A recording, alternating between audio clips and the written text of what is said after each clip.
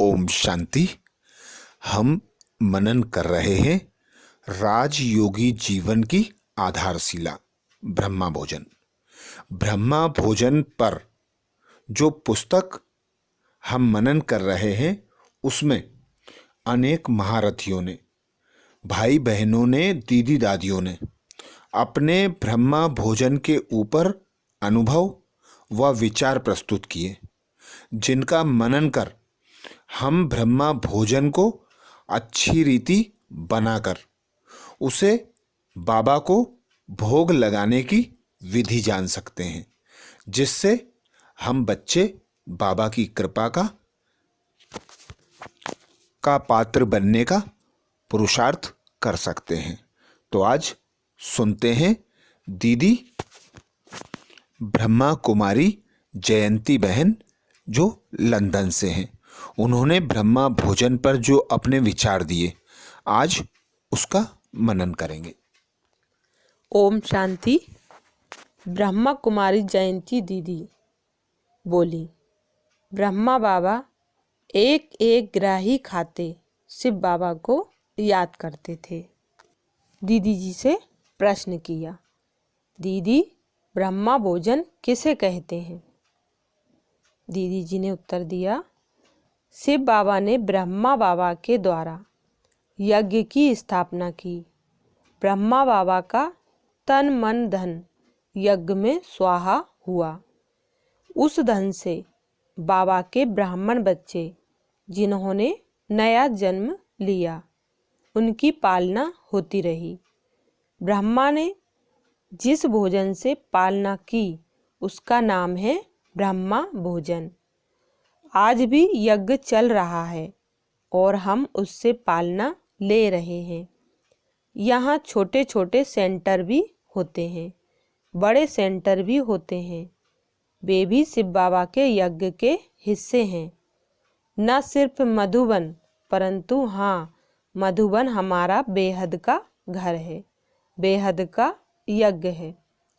हर देश में, हर सेंटर में जहाँ जहाँ बाबा ने स्थान बनाए हैं, उनको भी यज्ञ कहेंगे।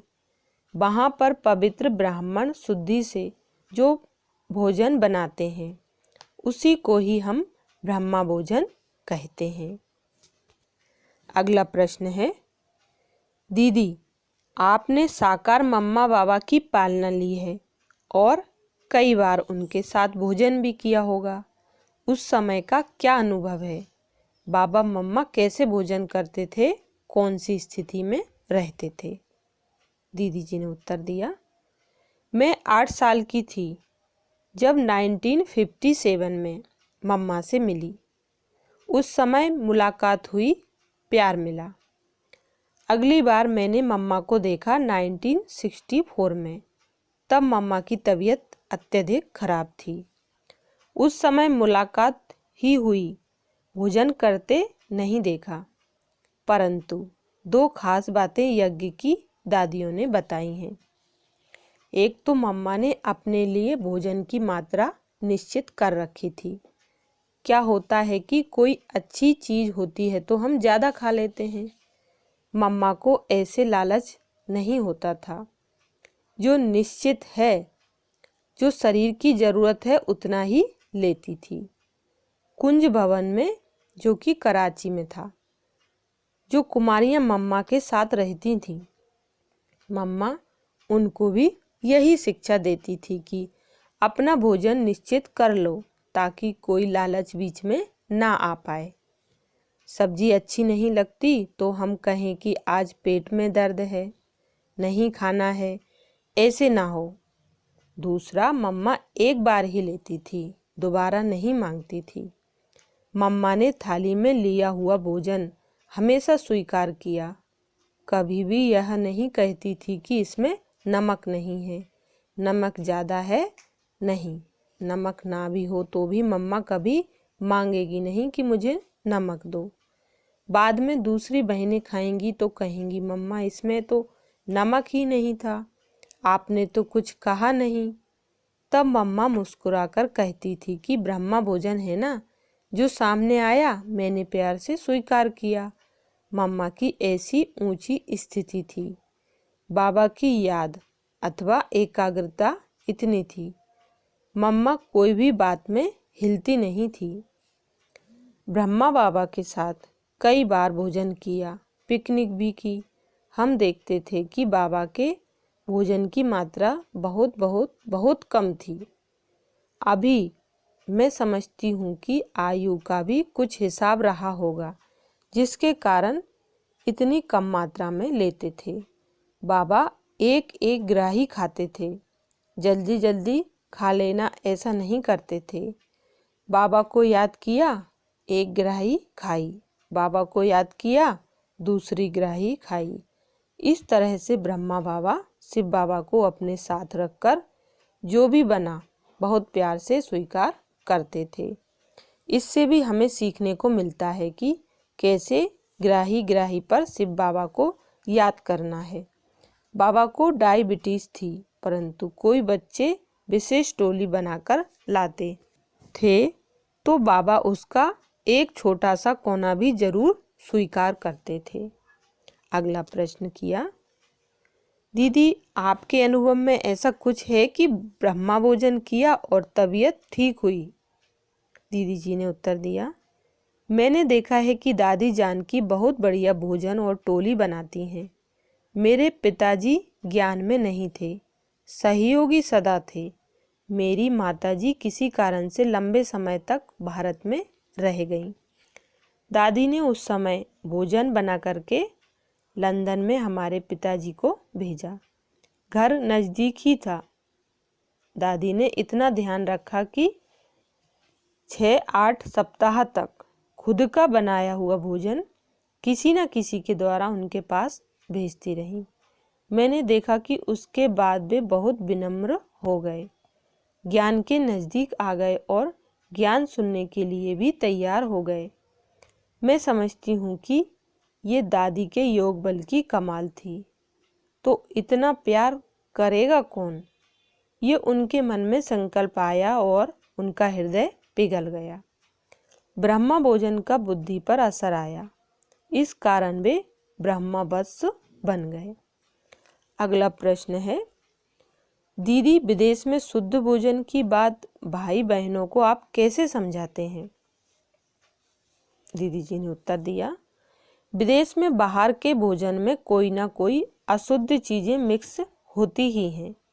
वहाँ सेंटर पर आने वालों को तो हम कहते हैं, अब आप खुद पर प्रयोग करो।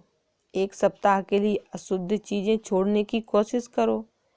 अशुद्ध चीजें अर्थात मछली, अंडा, मीट आदि सब कुछ, और साथ साथ प्याज लहसुन भी छोड़ देने हैं। वहाँ पर मीट को जल्दी छोड़ने के लिए तैयार नहीं होते हैं। फिर पूछते हैं, वाइट मीट ठीक है? रेड मीट के लिए वे मानते हैं कि उसका असर ठीक नहीं होता है। इन बातों में उनको समझाना होता है कि मछली भी तो जीवित प्राणी है, अंडा भी तो आगे चल कर के चिकन बन जाता है। वे कहते हैं, अनफर्टिलाइज्ड अंडे को लेने में क्या समस्या है? हम कहते हैं, इतनी गहराई में नहीं जाओ, परंतु जो पीला पीला होता है उसमें सल्फर तत्व है जो तुरंत असर करता है। यही बात लहसुन प्याज के लिए है। इन्हें स्वीकार करने से तात्कालिक असर होता है, फिर वे सुनने के लिए तैयार होते हैं। अंतर्राष्ट्रीय संघ की जलवायु परिवर्तन पर अंतर सरकारी पैनल बनी हुई है। उसके द्वारा हाल ही में प्रकाशित रिपोर्ट में बताया गया है कि मीट उत्पादन और डेयरी उत्पाद दोनों बातों का बहुत गलत प्रभाव पृथ्वी पर पड़ रहा है। इसलिए सभी लोग डाइट प्लान पूरा चेंज करें। थोड़ा सा भी चेंज करें तो बहुत ज़्यादा फर्क पड़ सकता है। तापमान वृद्धि में रुकावट हो सकती है। मीट और डेयरी दोनों का जो उत्पादन होता है उसमें खूब सारे एंटीबायोटिक्स होते हैं। गाय को और दूसरे जीवों को एंटीबायोटिक्स दिए जाते हैं। व्यक्ति चाहे दूध पीता है चाहे मीट सेवन करता है, सारे एंटीबायोटिक्स शरीर में चले जाते हैं। उससे बहुत नुकसान होता है। लीवर और पेट पर बहुत बुरा प्रभाव होता है। दूसरा प्रभाव यह भी है कि हमने पहले से इतना खा लिया है कि जब कोई बीमारी आती है तो डॉक्टर लोग कुछ भी नहीं कर पाते हैं। शरीर की जो चिकित्सा क्षमता थी वह सारी खत्म हो गई है, इसलिए आगे चलकर बीमारियां अधिक बढ़ेंगी। 70% एंटीबायोटिक्स उत्पादों में जानवरों के अंगों का प्रयोग होता है। आजकल हम सिर्फ मीट के लिए ही नहीं बल्कि दूध के लिए भी निषेध बताते हैं। पर्यावरण के हिसाब से, आध्यात्मिकता के हिसाब से व स्वास्थ्य के हिसाब से, तीनों ही हिसाब से डेयरी उत्पाद भी बहुत नुकसानकारक हैं। हम ब्रह्मा भोजन का महत्व बताते हैं, परंतु हम शुद्ध अन्न किसको कहते हैं वह परिभाषा भी उनको बतानी होती है। साथ साथ उनको कहते हैं प्रयोग करके देखो, 8 दिन के लिए, 10 दिन के लिए आप अच्छी अच्छी वेजिटेरियन चीज़ें बना लो तो कभी भी नॉनवेज की कमी अनुभव नहीं होगी। वे प्रयोग करने के लिए तैयार होते हैं। उनको यदि थोड़ा भी शरीर में हल्कापन या मन में शुद्धता का अनुभव होता है तो आकर बताते हैं, फिर वे ज्ञान मार्ग में चल पड़ते हैं। किसी बात की लाभ हानि की जानकारी होने पर उसे स्वीकार करने के लिए तैयार हो जाते हैं। अगला प्रश्न है, आप स्वयं विदेश में नए नए स्थानों पर सेवार्थ जाते रहे हो, वहाँ शुद्ध भोजन की व्यवस्था किस प्रकार करते रहे हो? उत्तर में दीदी जी बोली, मैं बहुत घूमती हूँ विदेशों में, परंतु शुरू से ही हमारा नियम था कि यदि कहीं सेंटर नहीं है, आजकल तो सब जगह सेंटर हैं, परंतु उन दिनों सेंटर नहीं थे, तो अपना छोटा सा पतीला साथ रखती थी। सब्जियां तो सब जगह मिल जाती थी, चावल भी मिल जाते थे, बस एक ही बर्तन में सब कुछ डालकर पका लेते थे। फिर बाबा को याद किया और भोजन स्वीकार किया। कहने का मतलब है प्यार से बाबा को याद करके जो बनाते हैं, खाते हैं, खिलाते हैं, उससे बहुत शक्ति आत्मा को प्राप्त होती है। इस पुस्तक को पढ़ने वाले जितने आपके पाठक हैं उनको इस बात की जानकारी होगी कि वाइब्रेशंस का कितना भारी असर होता है। जब भोजन से हमारे तन मन शुद्ध हो जाते हैं तो धन भी अच्छे कार्यों में लगने लगता है। अगला प्रश्न है, दीदी आप दादी जानकी जी के साथ काफ़ी साल रहे, बचपन से पालना ली है, तो दादी कैसे भोजन के बारे में सावधानी रखते थे? उनके साथ के कुछ अनुभव सुनाइए। उत्तर में दीदी जी बोली, हमारी लौकिक माता जी रजनी बहन ईश्वरीय ज्ञान लेकर लंदन में गईं। यह 1957 की बात है। उसको ज्ञान में चलते चलते 6-8 मास ही हुए थे। उसको मालूम था कि मुझे भोजन किस तरह से बनाना है और कैसे बच्चों को खिलाना है। वे भारत के सिस्टम के अनुसार ही सब करती रहीं। कुछ सालों बाद सेंटर खुला तो भारत से पहले डॉक्टर निर्मला आई, फिर दादी रतन मोहिनी आई। उनमें भी भोजन बनाने की बहुत अच्छी कला है। फिर दादी जानकी आई, वे भी बहुत अच्छा भोजन बनाती हैं। तो वे जैसे दोपहर में चावल, रोटी, सब्जी, दाल, सलाद आदि बनाते थे, वही नियम चलता रहा। शाम का सात्विक भोजन भिन्न भिन्न देशों की विशेषता वाला होता था। इस प्रकार दादियों ने जो सिखाया उसी अनुसार चलता रहा। जो नए लोग आए उन्होंने भी उसे स्वीकार करते हुए अपनी आदतों का परिवर्तन किया। एक कहानी है, दादी पूना में थी, 1968 की बात है। इतना ठीक स्थान मिल नहीं रहा था। गुरु नानक नगर में दादी रह रही थी। वह बहुत छोटा स्थान था और जो पड़ोस था वह बहुत शोर करने वाला था।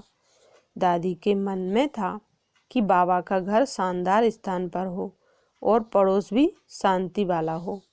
क्लास के लिए भी बड़ी जगह चाहिए थी, इसलिए दादी ने बहुत ढूंढा परंतु नहीं मिला। जून मास 1968 में दादी बाबा के पास आई। मैं भी साथ में थी। बाबा को दादी कहती हैं, बाबा स्थान ठीक नहीं मिल रहा है। बाबा दृष्टि देकर दादी को कहता है, हुआ पड़ा है, तुमको आकर के चाबी हाथ में देंगे। दादी तो विश्वास रखने वाली है, इसलिए उसने बाबा को कुछ कहा नहीं।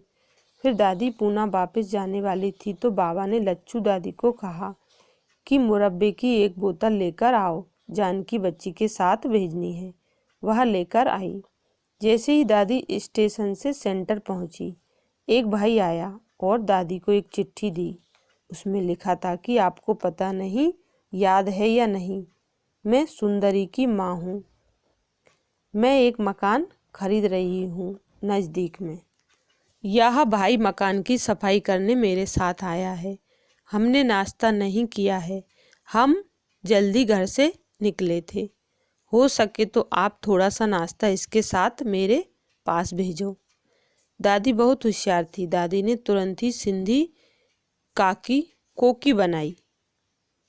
एक डिब्बे में कोकी डाली, एक डिब्बे में पापड़ डाला, फिर उसको मुरब्बा भी याद आया। मुरब्बा भी एक और डिब्बी में डालकर भाई को दे दिया कि तुम मालकिन को दे देना। दादी ने बड़े प्यार से सब किया था।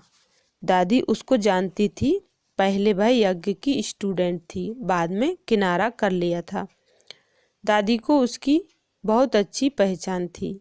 शाम को वो माता दादी के पास आई। दादी को हाथ में चाबी देकर कहती है कि यह जो मकान है इसका क्या करना है। ऐसी कोई पक्की योजना मन में नहीं है। अच्छा, मिल गया तो ले लिया, परंतु जब सफाई करवा रही थी तो ख्याल आया कि यह बाबा का घर होना चाहिए। बाबा के कार्य के लिए है, चाबी दे दूं। इस प्रकार बाबा ने जो कहा था वो ही बात हुई। दादी हमेशा हंस के कहती है कि मुझे बाबा ने मुरब्बा भेजा है। उस मुरब्बे ने आत्मा की बुद्धि को पलट दिया। एक और अनुभव भी है। मुझे पूना सेंटर पर रहते बहुत थोड़ा समय हुआ था। हम नाश्ता करके सेवा में लग जाते थे। फिर 12 बजे हम चारों बहनें भंडारे में आ जाती थीं। हर एक अपनी अपनी सेवा करती थी। मुझे सेवा मिली थी चावल साफ करने की।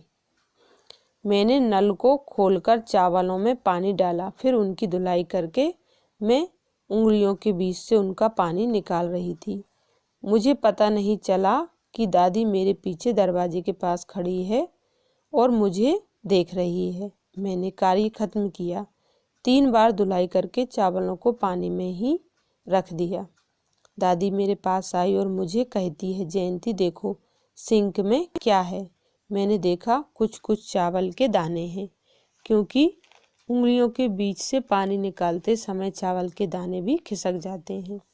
मैंने पूछा, दादी आपको कुछ कहना है?